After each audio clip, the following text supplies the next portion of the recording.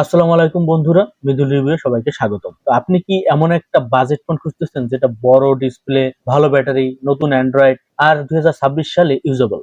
তাহলে আজকে ভিডিওটা শেষ পর্যন্ত দেখতে হবে, কারণ আজ আমরা রিভিউ করতেছি টেকনো স্পার্ক গো 3। সত্যি কি এটা বাজেট কিং, নাকি শুধুমাত্র নামেই হাইপ তুলছে? চলুন দেখে আসি ফোনটা। তো ফোনটার প্রথমে দাম, ভেরিয়েন্ট এগুলো নিয়ে কথাবার্তা বলবো, কোথায় পাবেন সেটাও আপনাদেরকে জানাচ্ছি। প্রথমত ফোনটা আপনারা অফিসিয়ালি পাবেন 12,999 টাকায়, 4 GB RAM, 64 GB ROM.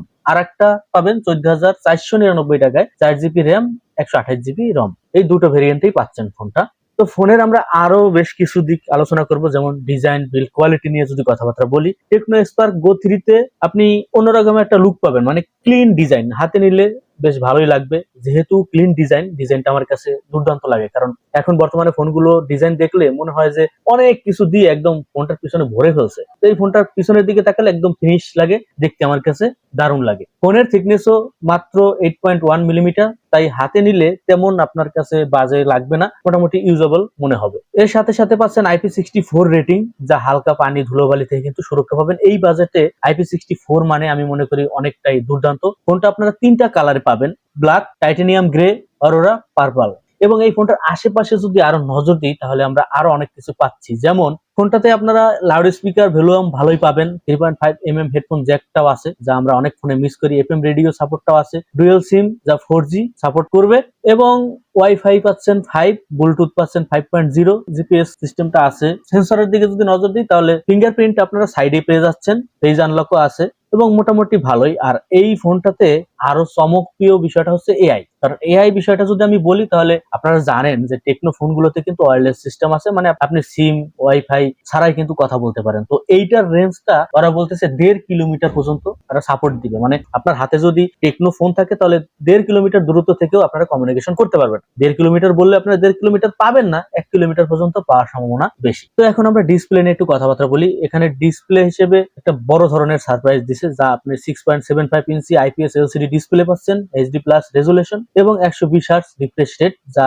Gorilla গ্লাসের প্রোটেকশন, যা আপনার ফোনের ডিসপ্লেকে অনেকটাই সাপোর্ট করবে। যেহেতু ডিজাইনের কথাটা বলেছি, আরো একটা মজার ব্যাপার হচ্ছে এই ফোনটা কিন্তু খুবই শক্তপোক্ত। মানে যারা রাপ ইউজ করেন তাদের বিষয়টা মাথায় রেখেই হয়তো এই ফোনটাকে ডিজাইন করা হয়েছে। এই প্রাইসে আসলে শক্তপোক্ত ফোন পাওয়াটা রেয়ার, সেই ক্ষেত্রে ওরা দেওয়ার চেষ্টা করছে। তো চলেন আমরা ডিসপ্লেতে যেহেতু ছিলাম, ফেসবুক, ইউটিউব স্ক্রলে মোটামুটি ভালো স্মুথ দিবে, যেহেতু 120 হার্টজ রিফ্রেশ রেট আছে। তবে এখানে হতাশ হচ্ছে ফুল এইচডি না, তবে ডিসপ্লে কিন্তু ডেইলি ইউজিং প্রবলেম হবে না, মোটামুটি আমার কাছে মনে হয় ভালোই। এবার আমরা পারফরমেন্স নিয়ে কথাবার্তা বলবো। পারফরমেন্সে যদি আসি, তাহলে ইউনিসক P7250, যা 12 ন্যানোমিটার চিপসেট হিসেবে পেয়ে যাচ্ছেন। সিপিইউ অক্টা কোর, জিপিইউ পাচ্ছেন মালি G57MP1। অ্যান্ড্রয়েড 15 রান করছে ফোনটা। তো এই ফোনটাতে ওরা বলতেছে পারফরমেন্সে ল্যাগ করবে না, মানে 4 বছর পর্যন্ত একটা সাপোর্ট ওরা বলতেছে। তো এখন ইউজের পর ডিপেন্ড করবে, কারণ যেহেতু ফোনটা নতুন আসছে, 4 বছর পরে বোঝা যাবে আসলে কি অবস্থা হয়। তো ডেইলি ইউজিং যেমন ফেসবুক, ইউটিউব, হোয়াটসঅ্যাপ, লাইট যে গেমগুলো আছে, সেই গেমগুলো কিন্তু স্মুথলি হ্যান্ডেল করতে পারবেন। তবে হেভি গেমিং এর ক্ষেত্রে যদি আমি এখন কথাবার্তা বলি,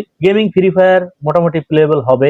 পাবজি লো গ্রাফিক্সে ওকে আছে, হিটিং ইস্যু খুব বেশি নেই, তবে ক্যাজুয়াল গেমার যারা আছেন তাদের সমস্যা হবে না। এবার আমরা ক্যামেরা নিয়ে কথাবার্তা বলি। রেয়ারে আপনারা এখানে পেয়ে যাচ্ছেন 30 মেগাপিক্সেল, যা মনে হইতে পারে যে মেগাপিক্সেল অনেকটাই কম, তবে ডে লাইটে ছবি মোটামুটি ডিসেন্ট দেওয়ার চেষ্টা করছে।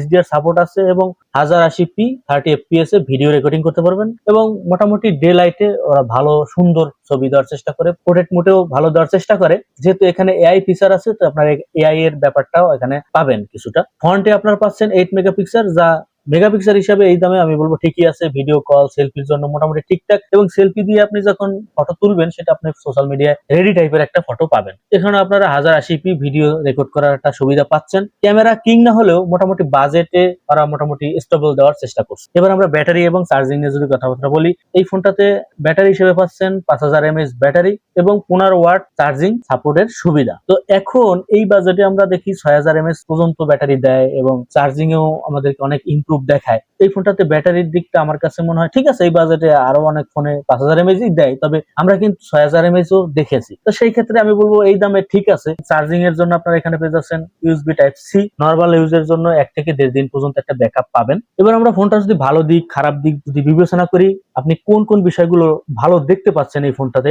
120 হার্টজ ডিসপ্লে পাচ্ছেন, অ্যান্ড্রয়েড 15-এ পাচ্ছেন, বিগ ব্যাটারি পাচ্ছেন, IP64 পাচ্ছেন, সাইডে আপনার ফিঙ্গারপ্রিন্ট পাচ্ছেন। যা পাচ্ছেন না ফুল এইচডি প্লাস ডিসপ্লে না, হেভি গেমার যারা আছেন তাদের জন্য না ফোনটা।